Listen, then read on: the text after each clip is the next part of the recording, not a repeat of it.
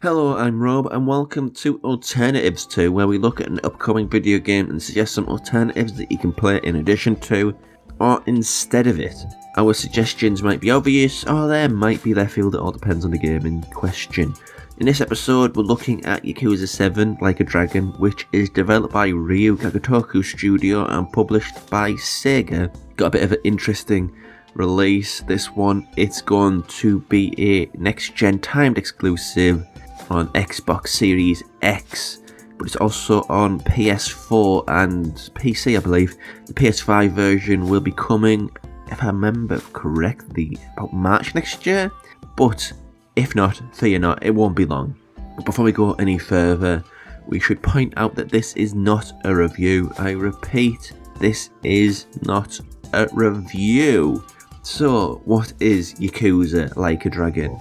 Well, the big elephant in the room is the fact that it's not Kiryu Kazuma's story anymore. At the end of Yakuza 6, he kind of walked off into the distance, like the man without a name does in the old westerns. Taking up his spot in the lead character role is Ichiban Kasuga, which, according to the description, is a low-ranking grunt of a low-ranking Yakuza family in Tokyo who faces a 19-year prison sentence after taking the fall for a crime he didn't commit, much like Kiryu, but he only did 10 years. Never losing faith, he loyally serves his time and returns to society to discover that no one was waiting for him on the outside and his clan has been destroyed by the man he respected most.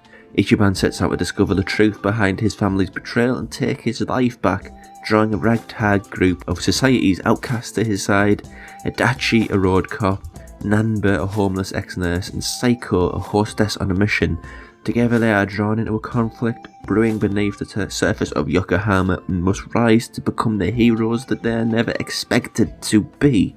So it's moving away from Kamurocho, which is a proxy for the red light district in Japan, in Tokyo specifically, and gone is the roaming meat castle that is Kiryu. So instead of it being sort of a brawler, an open world brawler within one city, whether it's Yokohama, Kamurocho, Osaka, any of the other places that they've covered in the 7-game Kiryu saga, they are instead changing tack entirely, and Ichiban Kasuga is going to be leading a squad-based, turn-based RPG, which is a huge departure. But, that kind of neatly segues into my first alternative.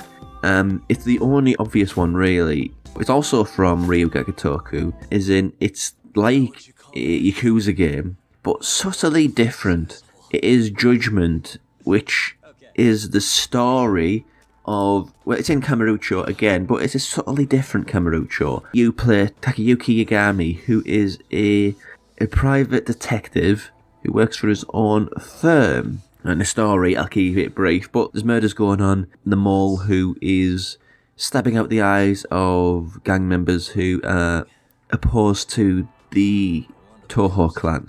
That's all I'm going to really go into. The thing which is different about this, as far as Yakuza goes, is tone.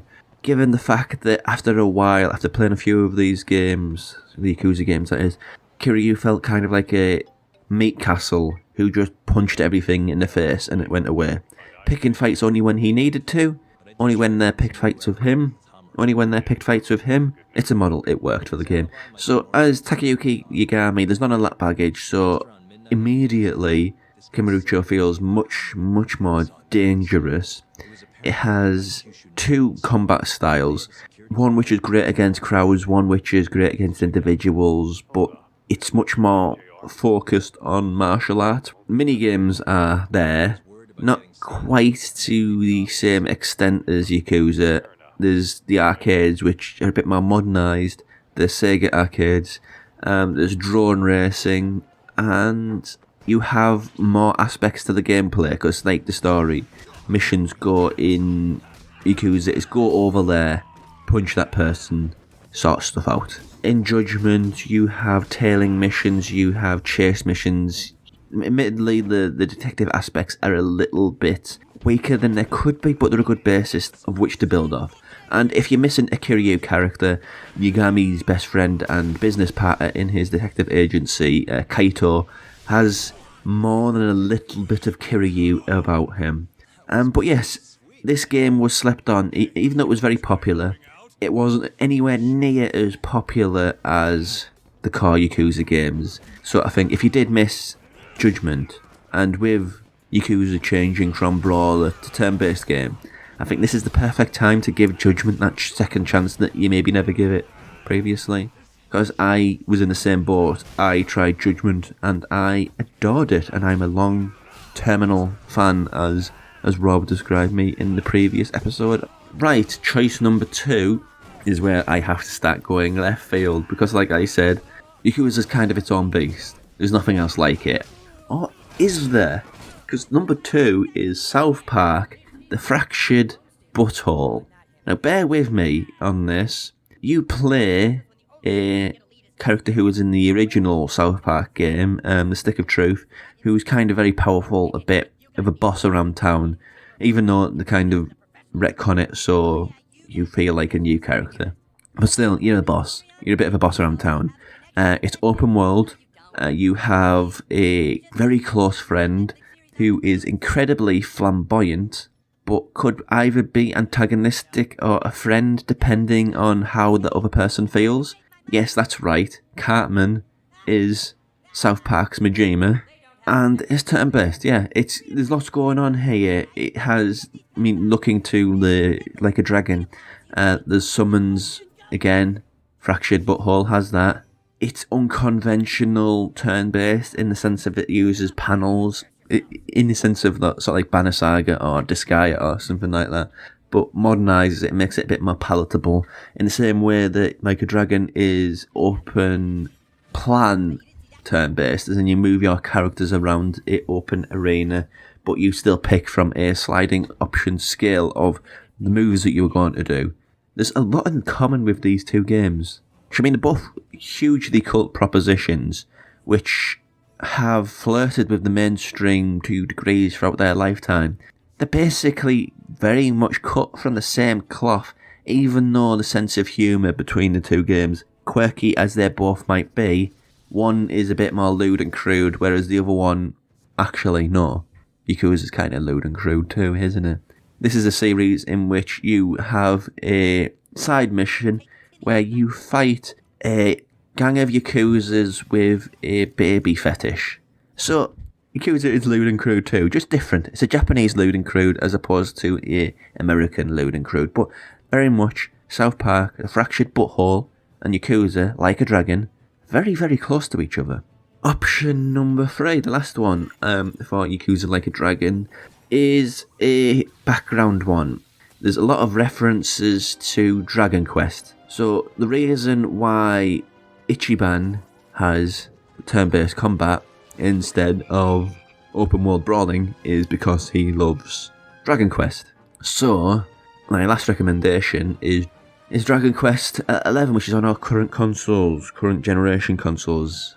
I don't think there's really much to add about this, really. I think genuinely it's kind of a palate cleanser. I think if you play these after you've played Yakuza or before or whatever, but especially if you play it after, it's kind of a gateway. Yakuza 7 is a gateway to traditional RPGs. With it openly referencing Dragon Quest, it's a perfect chance to, especially in the West, to take a chance on Dragon Quest, because in the East, in Japan, Dragon Quest is huge. In the West, not so much. It's kind of overshadowed by Final Fantasy. So, having engaged in the engine which Yakuza 7 sets up, it gives you this gateway into a style of RPG. Many people, the consensus is that turn-based combat is old-fashioned and slow. So, again, it's interesting that a game like Yakuza would be opening up that world to a fandom which is very much into the whole brawling thing, which is intriguing as a creative choice, and it's intriguing as an option for me to pick as an alternative, because honestly, like I said on numerous occasions now, picking things that are like for like with Yakuza are hard. slim pickings, and hard. So I think I've done a decent shot. One of the alternatives to the alternatives was Saints Row 4 and Final Fantasy X Part 2. 10 Part 2 for the job system. Saints Row for just a wacky take on a traditional genre. So there we have it. There are my alternatives too.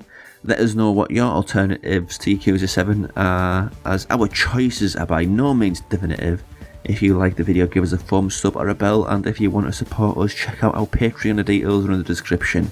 If you are after more video game chit chat, then subscribe and join us every Thursday for Impossible Mission. That's all for this episode.